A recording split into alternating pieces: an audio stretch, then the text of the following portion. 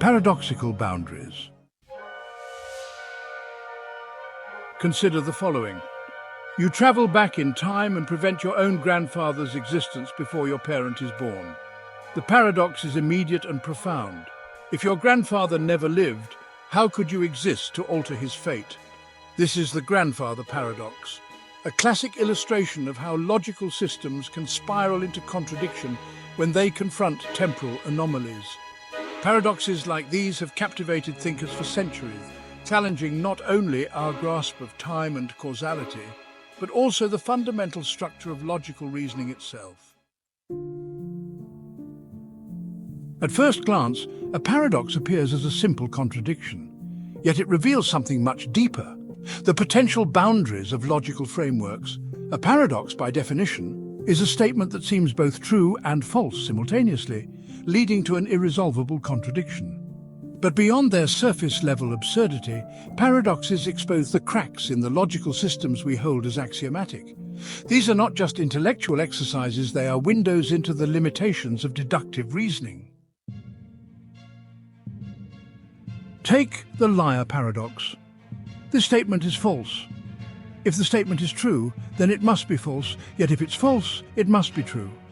This self-referential loop challenges the very basis of propositional logic and forces us to confront a more foundational issue. Can logical systems truly account for self-reference? Or do they break down when confronted with their own structure?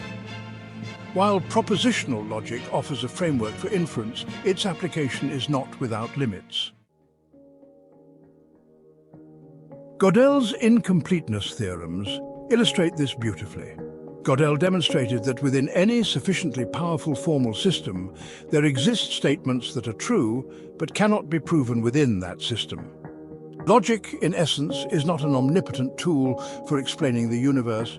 It has blind spots where formal systems are incomplete, unable to prove their own consistency. The implication of this is profound. Paradoxes are not just puzzles to be solved. They reveal the limitations of our most rigorous logical frameworks. Gödel showed that even arithmetic, a field we consider foundational and concrete, contains truths that lie beyond the reach of formal proof. Paradoxes therefore act as reminders that our pursuit of certainty is inherently bounded. But the influence of paradoxes extends beyond mathematics and into the empirical sciences. In quantum mechanics, for instance, the paradox of Schrödinger's cat or the implications of wave-particle duality are examples of how reality itself seems to resist classical logic. The Heisenberg uncertainty principle, a cornerstone of quantum theory, tells us that certain pairs of physical properties cannot both be measured with absolute precision. Paradox here isn't simply a matter of measurement, but rather a revelation that at its most fundamental level, reality behaves in ways that defy classical logic. These real-world paradoxes force us to question the adequacy of applying classical logical structures to describe phenomena that are inherently non-classical. Can logic, which is based on binary distinctions, truly capture the probabilistic nature of quantum events? Or are we witnessing the emergence of a new kind of reasoning, one that transcends the binary limits of true and false? Paradoxes also play out in our everyday decision-making processes. Consider decision theory, where paradoxes such as the Allais paradox and the Ellsberg paradox demonstrate how human choices violate the expected utility theory.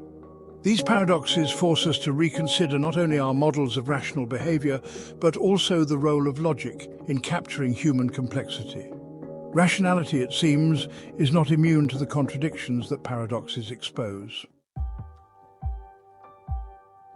So what is the philosophical takeaway? Paradoxes aren't failures of logic, they are indicators of its boundaries. Logic gives us powerful tools for dissecting and understanding structured systems, but it is not without limits. These boundaries are where human creativity and philosophical inquiry take over. Perhaps then, the purpose of a paradox is not to be resolved, but to serve as a reminder of the expansiveness of thought. In exploring paradoxes, we are not merely uncovering logical inconsistencies, but opening doors to new ways of thinking, new logical structures, and ultimately new truths. In the end, paradoxes teach us that certainty is elusive, and yet Paradoxically, it is within these logical contradictions that we find the richest soil for intellectual exploration.